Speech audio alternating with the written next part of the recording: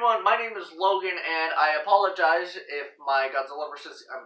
Godzilla King of the Monsters review has not been uploaded yet, because for some reason my storage is as big as your penis. Basically, I try to edit the two videos together because it cut off halfway through. Then I had to record a second half, and I had to download a phone editor, which, by the way, I don't like doing. I usually, because there's a watermark, and I don't feel like paying for a watermark. So, yeah, but then I couldn't do that, so I had to delete a lot of stuff on my phone. Turns out I still couldn't do it. So maybe because I had the videos imported into the editor, I could delete the videos. Turns out that also got rid of the videos in the project file. So, Transformers movie review. Transformers was released in 2007, stars Shia LaBeouf, Megan Fox, directed by Michael Bay, produced by Paramount, oh boy, okay, so, I remember growing up, okay, so the plot is basically that Sam Nitwicki has a car, and turns out it's a car that can transform, so then he gets caught up within, this other alien transformer race, and he has to find the Allspark Cube. It's hard to describe the plot because there's so many plots in this movie. And I'm going to start with the things I didn't like about the movie. First, the plots. I actually really did enjoy the characters in this movie. Transformers movies never have the best characters. After this movie, they basically all became hateable. But this movie, I actually did enjoy myself with Sam Nitwicki and Megan Fox, and yeah, all those characters. I actually really did enjoy that. They were likable characters. I especially loved the hacker guy, who we've all seen the FBI meme, and I thought that was going to happen a lot later in the movie. The Transformers themselves, I actually really do like. Optimus Prime, this was the movie that basically just turned Optimus Prime into, his motivational leader. And he doesn't really have fun anymore. I remember in the 80s cartoon, he would be, playing basketball, or be finally, a booby trap that captures boobies, or stuff. I tried to do my Optimus Prime impression. I am Optimus Prime. Just kill me already. But, yeah. Okay, my biggest issues with the movie is that there's too much in it. I'm going to name off all the plot points, all the side plots I can from the top of my mind. Sam and Michaela getting together. 1. Thanks, Google! Thanks, Windows. Transformers War. 2. Sam has to get his glasses. 3. Hacker guy. Hacker guy trying to get information on stuff. I don't even remember. That's 4. Sector 7, 5. Military guy fights Scorponok. 7.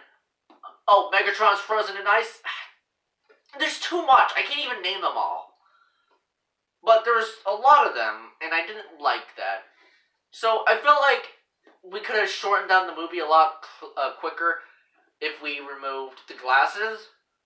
Although, actually, don't remove the glasses. Those are important. If we remove the military guy, if we remove Sector 7, and all that. And it was really long. I didn't even realize how long it was.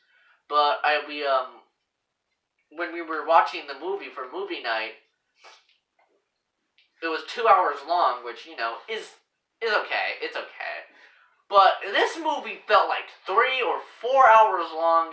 And you know it, and I knew this, that it was really long, because, halfway through the movie, my sister left, and then, near the end of the movie, my dad went to bed, and it's okay, wow, really that long? And it takes forever for Megatron to get introduced into the movie. I was like, okay, when's Megatron gonna show up? And it's like near the end of the movie. And that's another problem I have is the runtime. The action, we all make fun of Michael Bay movies for how they represent action, for how he does action in the movies, just a bunch of explosions. And that was it, but it was exciting. It was actually exciting in this movie. Another issue that I do have with the movie is trying to tell which Decepticon is which. With Autobots, it's easy, because they all have their distinct color. Like, oh, that's Optimus Prime, that's Ratchet, that's Ironhide. And, pretty easy to tell. With the Decepticons, unless it's like Starscream or Megatron, it's harder to tell, because they don't have their color. It's just a bunch of metal clashing in with each other. The designs, they're cool. I don't like the six-eyed look they give all the Decepticons, where they just look like a bunch of bugs.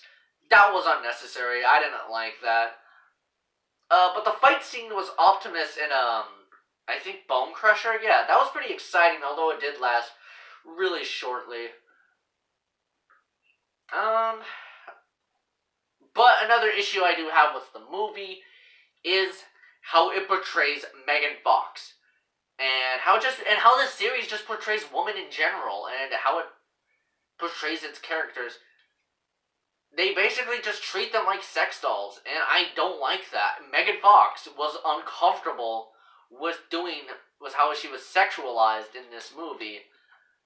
And I think she was also uncomfortable with Jennifer's body. I don't know. This was the movie that made Megan Fox who she is nowadays. So I will give that credit.